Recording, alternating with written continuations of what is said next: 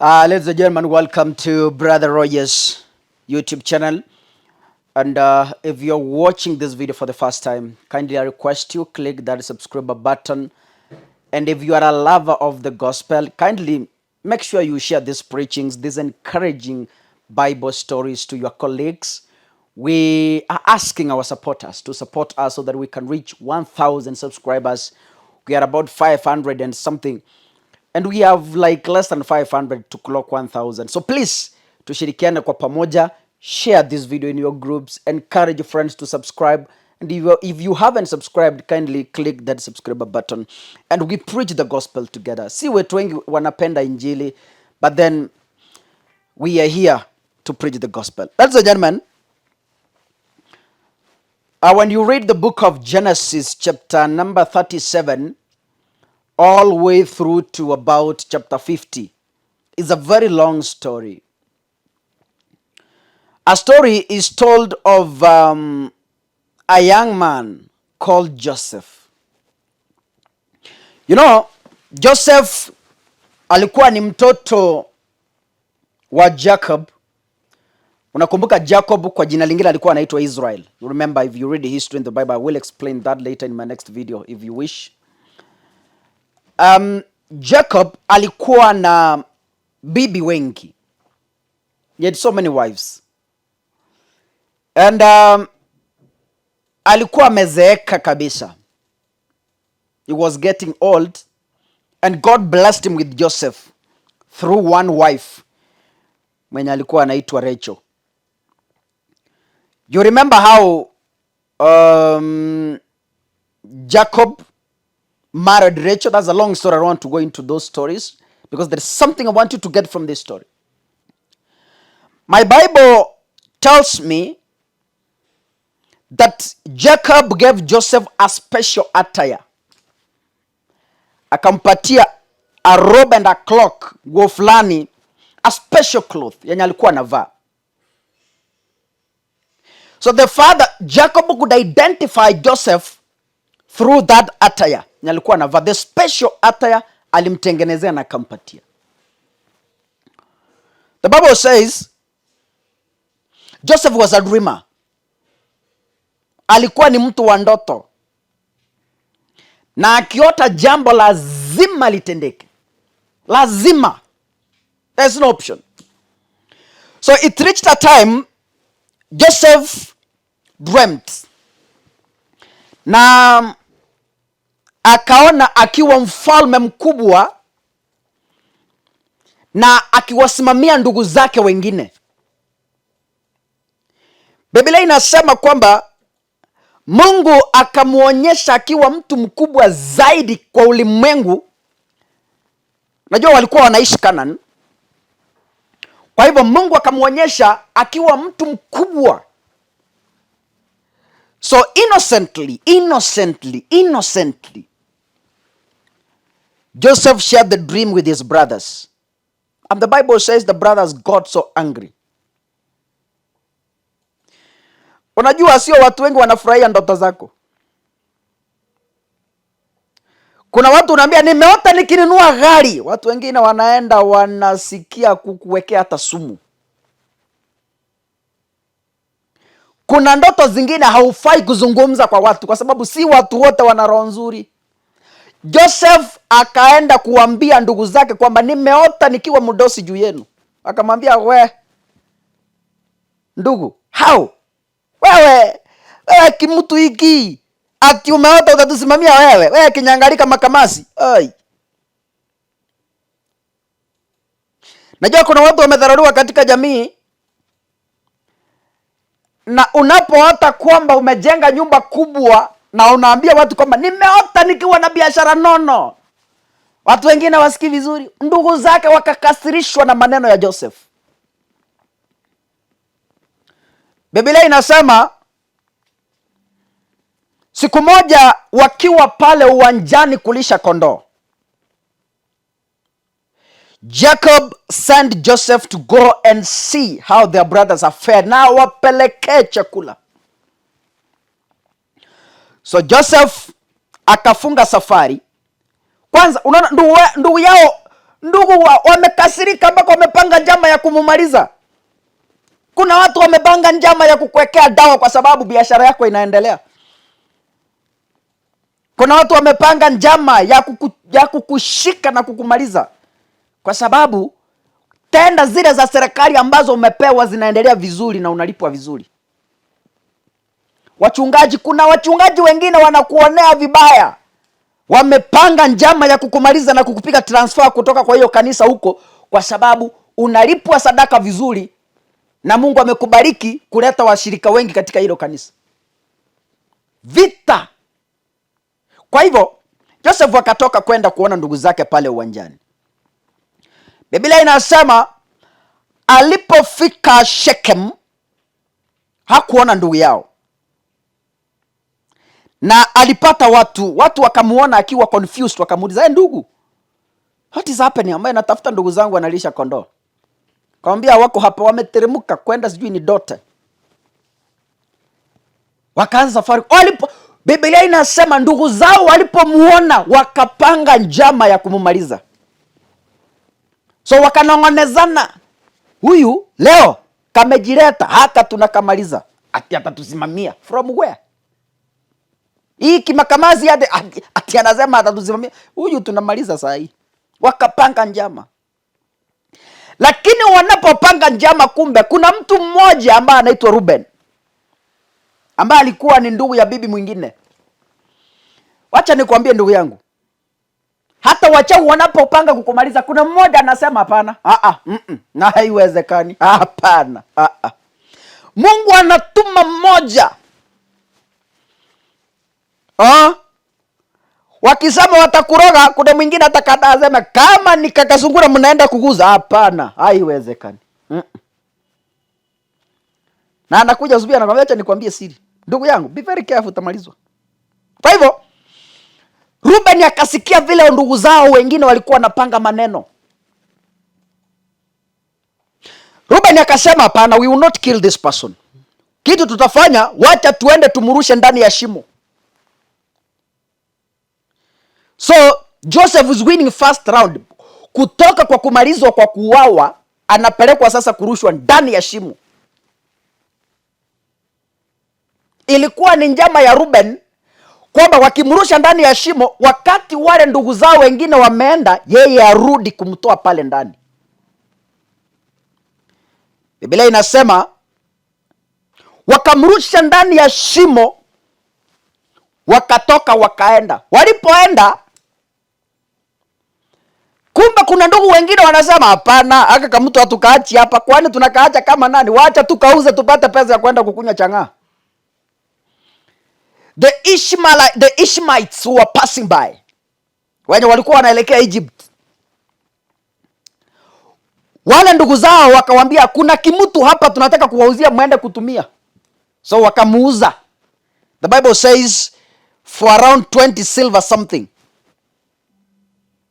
Wakamununua, wakampeleka. Kuna watu wamepanga kukurusha ndani ya shimo na Mungu atatuma msaidizi wa kukuokoa. Hiyo chakula sahani wamepanga kukuwekea sumu, Mungu ataibadilisha na mwingine ataikunywa. Kwa hivyo the Bible says walipomuuza kuelekea Egypt, wale ambao walimnunua wakaenda pia kumuuza katika nyumba ya mfalme. Alikuwa anaitwa Potifa, ambaye alikuwa ni mdosi katika Israeli. Huko Egypt, not Israel. Huko Egypt. The Bible says walipomuuza ikafika, ni story ndefu, nataka kukata kidogo ili upate ujumbe ambao nataka kuleta kwako. Joseph akiwa katika nyumba ya Potifa, kumbuka kwamba bibi ya Potifa akataka walala na Joseph. You know what happened? Joseph akatoroka akamwachia nguo. Alafu wakati bwana yake aliporudi kama Joseph alikuwa anataka kunibaka, Joseph akafungwa gerezani. Na baada ya Mungu kufanya maajabu, Joseph akaletwa tena sasa, akawekwa mkubwa, minister in charge of food and security in Potiphar's government. Bila nasema alipowekwa kuwa mdosi, sasa Wale watu ndugu zake walikuwa walimuuza pale, walikuwa anasema tunamuua. Njaa ikaanza kuwatandika Kanani. Njaa ikawatandika, njaa ikawatandika proper. Wakakumbuka, ai, mbona tukufe njaa na mahali ndugu yetu yupo kuna chakula. Kuna mwimbaji alisema, wanaokudharau siku moja watakusalimia kwa heshima. Waliokunyima viatu watakuja kukuomba viatu. Waliokunyima shati ulipokuwa unaelekea safari watakuja kukuomba mashati mawili, kwa sababu Mungu atakuwa amekubariki. Waliouza barua yako ya kazi watakuja kukuomba msamaha, na watakapokuja watapata umeajiriwa katika afisi kubwa.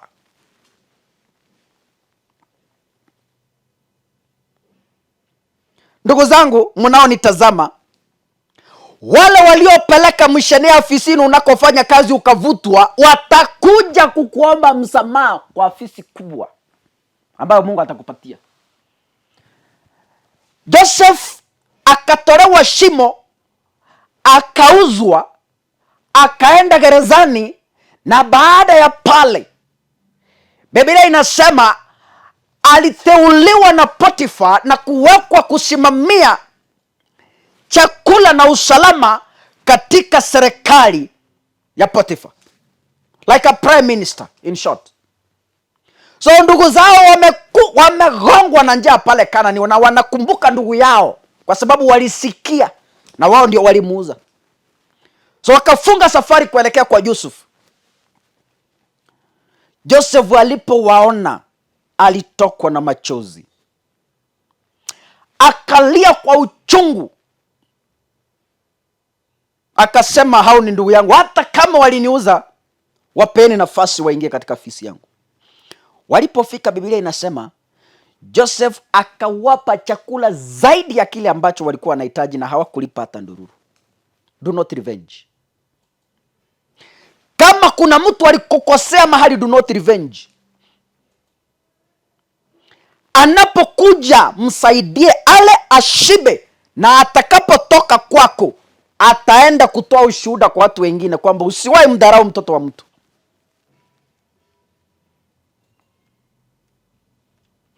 Kuna mtu mnanitazama pale kijijini, mulidharauliwa kwenu kijijini, lakini walio wadharau ipo siku wataleta mabarua za michango kwenu, muende kuwasaidia kuchanga kununua sanduku ya maiti. Na watakapokuja msiwanyime, wapatie. Kuna watu waliwafukuza kwenu kwa sababu ya shamba, mkaamua wacha tuende tujitafutia, mkasoma na mmepata shamba kubwa. Watakapokuja kwa sababu ya njaa, wasaidie, msiwafukuze. Watakapokula na kushiba, wataenda kutoa ushuhuda na kuhubiri kwamba usiwahi mdharau mtoto wa binadamu.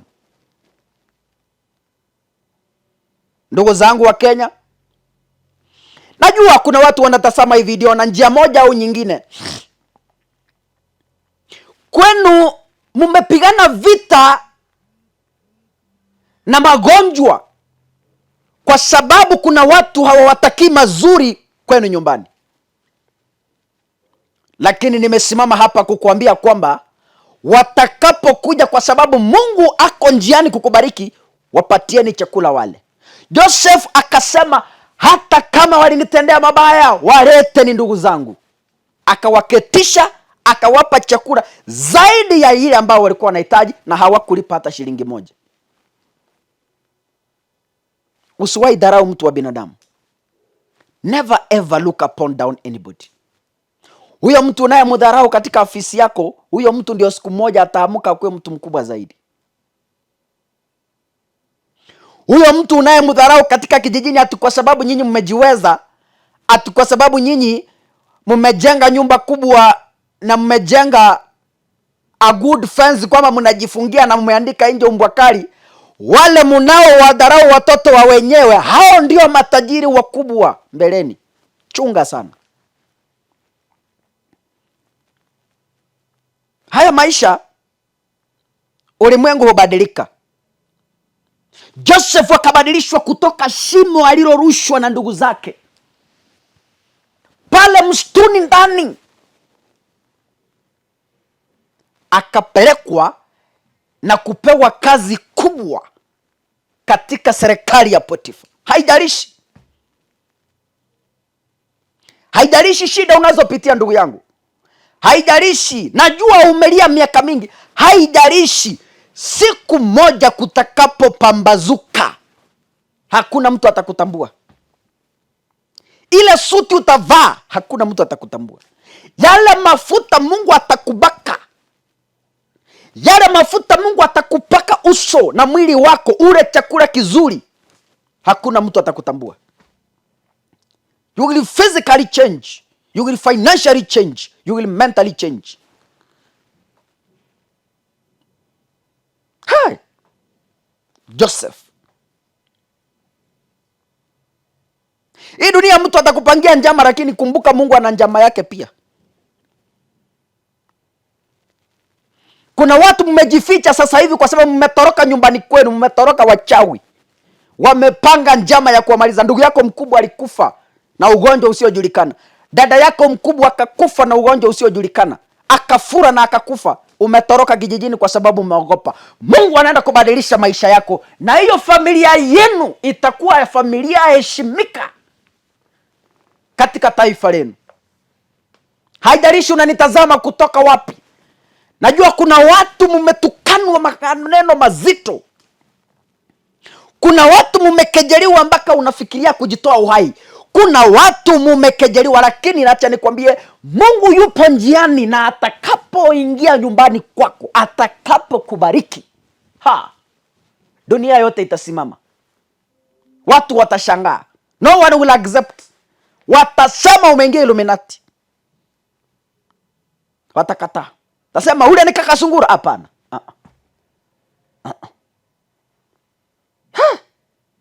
Aliyekuwa anavaa matambara, ile suti kaka, hapana. Huyo si yeye. They will say no. Mungu atakubadilisha na watakataa. Hiyo nyumba yenu ya nyasi ambayo watu wanakudharau nayo inanyeshewa, Mungu ataibadilisha ujenge ghorofa kubwa, na watu watakataa, sio nyumbani kwenu. They will say no. Lakini Mungu ni Mungu wa kubariki. Mungu ni Mungu wa kubadilisha, na Mungu ni Mungu anayesikiliza maombi ya wanyonge. Mungu na akutie nguvu. Mungu akubariki sana. Najua umepitia mateso mengi. Najua umepitia mateso makali.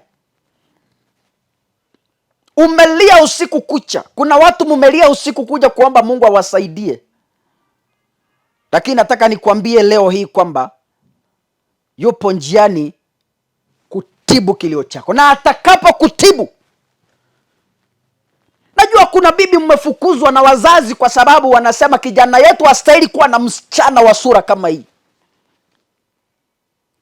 Umefukuzwa sio kwa sababu you failed in your marriage. Ndugu zake walipanga njama wakakufukuza kwa sababu ulikuwa na sura ambayo hawakuwa wanataka. Mungu anabadilisha. God changes. Mungu badilisha ndugu. Mungu badilisha. God changes. Mungu badilisha. Kuna msichana unayenitazama, ulipewa mtoto na mvulana mwingine, ukafukuzwa nyumbani kwenu na wazazi na ndugu zake. Mahali ambapo ulikuwa umepata, ukafukuzwa. Not that you failed in your marriage, but because they felt that you are not worthy kukaa na huyo mvulana, wakakufukuza. Lakini